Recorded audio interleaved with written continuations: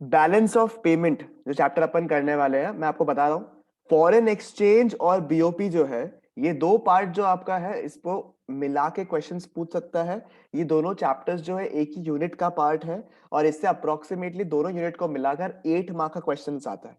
Last जब मैंने आपको फॉरेन एक्सचेंज करवाया था, तब मैंने आपको ये बोला भी था कि आजकल analytical based, application based questions पूछते हैं। आपको केस स्टडी पूछेंगे और उसके हिसाब से को बताना है कि भैया फॉरेन एक्सचेंज रेट में क्या इंपैक्ट फॉल हो रहा है।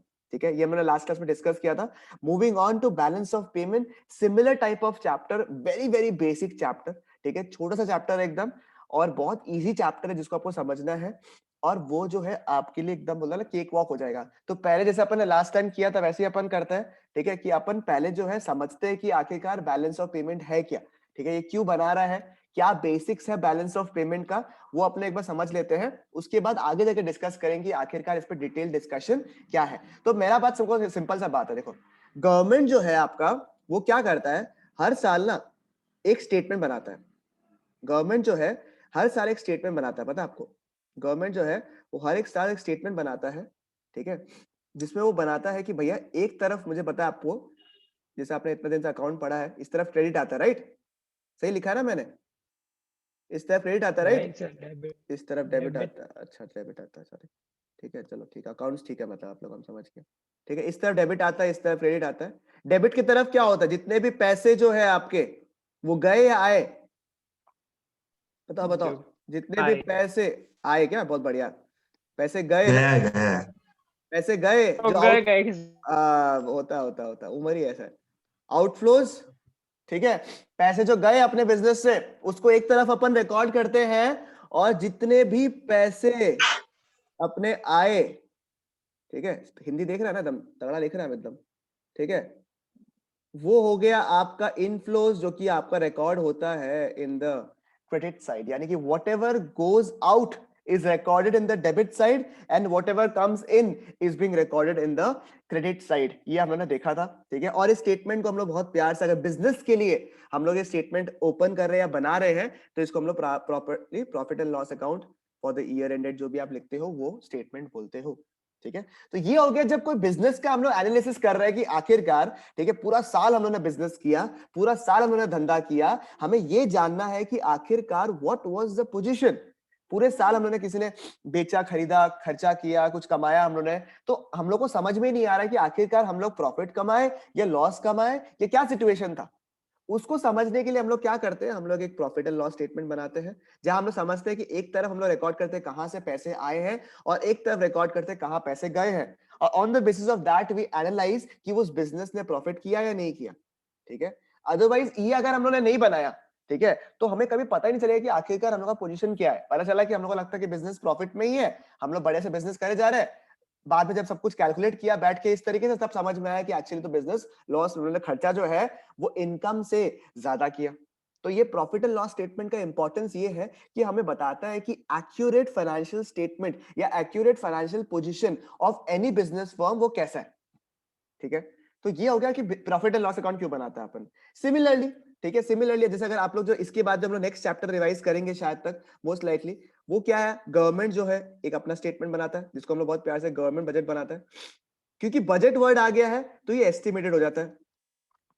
ठीक है, चैप्टर भी है आप लोग का, जैसे बजट वर्ड आता है तो एस्टिमेटेड हो गया। तो गवर्नमेंट जो एस्टिमेटेड इनफ्लोस कितना होने वाला है, एस्टिमेटेड आउटफ्लोस कितने वाला है, वो उसका एक प्रॉपर रिकॉर्ड बनाता है। एक तरफ वो इनफ्लोस को रिकॉर्ड करता है, एक तरफ वो आउटफ्लोस को रिकॉर्ड करता है, और वो जानना चाहता है कि आखिरकार मेरे पास कितना एक्स्ट्रा फंड्स रहेगा जो कि मैं कोई और एक्टिविटी में कैरी आउट कर सकूं, या फिर मैं इमरजेंसी फंड्स कितना बना के रख सकूं। ठीक है, आप लोग भी हमेशा क्या करते होगे, एक एनालिसिस करते हो, जनरली इस फॉर्मेट में करते हो। ठीक है, अभी जैसे आप लोग कॉलेजेस का एडमिशन के लिए सोच रहे हो, ठीक है, आपने क्या किया, उसका कट ऑफ ऐसे मिलाया, सोचो 90% का कट ऑफ है, सोचो आप मिलाते हो कि सर इंग्लिश में इतना मिल जाएगा, मैथ्स में इतना आ जाएगा, या फिर जो भी आपका है टॉपिक्स, इकोनॉमिक्स में इतना आ जाएगा आपका, उसके हिसाब से एवरेज मेरा 90 के ऊपर बन रहा है नहीं बन रहा है, तो उसको भी एक एस्टिमेट बनाते हैं। एंड फिर एक रिपोर्ट कार्ड में आपका फाइनल एनालिसिस रहता है कि आखिरकार आपको कितना आया है, एंड एज अ होल आपका परसेंटेज कितना है, बिकॉज वो पूरा आप साल पढ़ाई किए, उसका एक ब्रीफ रिपोर्ट जो है वो हमें समझ में आता है in your report card, right. तो इसी तरीके से क्या करता है, गवर्नमेंट को भी टेंशन रहती है। गवर्नमेंट को एक बहुत बड़ा टेंशन ये है कि भैया आखिरकार कंट्री में कितना फॉरेन करेंसी आ रहा है, कितना फॉरेन करेंसी जा रहा है। ठीक है, माइंड यू मैंने क्या बोला यहाँ पे, कितना फॉरेन करेंसी आ रहा है और कितना फॉरेन करेंसी जा रहा है। मैंने ये नहीं बोला कि कितना फॉरेन करेंसी कोई कंट्री कमा रहा है, ठीक है, आई रिपीट, मैंने ये बोला कि कितना देश में फॉरेन करेंसी आ रहा है और कितना फॉरेन करेंसी जा रहा है। मैंने ये नहीं बोला कि कितना फॉरेन करेंसी कोई कंट्री कमा रहा है, ठीक है। तो मतलब सर समझ में नहीं आया, मतलब कि अगर देश में फॉरेन करेंसी आवत है, ठीक है, अगर फॉरेन करेंसी देश में आवत है तो हम लोग रिकॉर्ड कर लेंगे उसको, और अगर जावत है तो हम लोग उसको रिकॉर्ड कर लेंगे, ठीक है। आपको याद है अकाउंटिंग में सिस्टम में, आपको याद है अकाउंटिंग सिस्टम में दो टाइप का अकाउंटिंग सिस्टम था, अगर आपको याद होगा, एक कैश बेसिस रहता है और एक एक्रूअल बेसिस होता है। आपने कभी सुना है क्या कैश बेसिस और एक्रूअल बेसिस? सुना है क्या कभी हाँ आपने? भैया, आप लोग कौन सा अकाउंटिंग फॉलो करते हो जनरली आजकल? Cash basis. गेो काम से आप लोग अक्रूवल यूज नहीं करता, आप लोग सैलरी पेएबल ये सब नहीं लिखता है, सैलरी पेएबल रेंट पेएबल नहीं डालता आप लोग है। कैश बुक में कैश बेसिस के ऊपर फॉलो करता है आप लोग। एक्रूवल क्या होता है कि जो फ्यूचर में अगर कोई एक्सपेंसेस रिकरिंग होने वाला है तो उसको भी आज ही अपन रिकॉर्ड कर लेता है, बराबर। तो एक तरीका हो गया कैश बेसिस और एक हो गया आपका अक्रूवल बेसिस। जनरली आजकल जो अकाउंटिंग आपका जो अक्रूवल बेसिस में होता है, ठीक है, अक्रूवल बेसिस में मतलब क्या होता है, अगर कोई एक्सपेंस अक्रूड है, मतलब कि कोई बाकी है, आउटस्टैंडिंग है, तो उसको अपन आज ही रिकॉर्ड कर लेते हैं ताकि true picture of the financial statements अपन को समझ आने सके।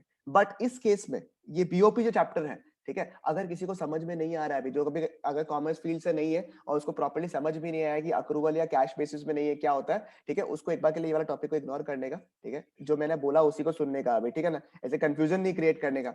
बैलेंस ऑफ पेमेंट जो है वो ऑटोमेटिकली होगा मतलब old school method, cash basis for commerce people, cash basis, ठीक है। फॉर नॉन कॉमर्स बेसिस उनके लिए बेसिस है सर, दिमाग लगाने का ही नहीं है। पैसा आया ना, कहीं से भी बाहर से फॉरेन करेंसी आया ना, पैसा आया उसको रिकॉर्ड करने का क्रेडिट साइड में, पैसा गया उसको रिकॉर्ड करेगा डेबिट साइड में, यानी कि ऑल द पॉसिबल आउटफ्लोज को अपन रिकॉर्ड करेगा डेबिट साइड में and all the possible inflows को अपन रिकॉर्ड करेगा इन द क्रेडिट साइड। मतलब फॉरेन करेंसी आया, सोचो अगर बाहर की कंट्री ने हमें हमारे कंट्री के ऊपर इन्वेस्टमेंट किया, अगर बाहर की कंट्री ने हमारे कंट्री पे, मतलब बाहर की कंट्री सोचो एग्जांपल यूएसए ने अगर इंडिया में रुपया इन्वेस्ट किया तो पैसा आया या पैसा गया?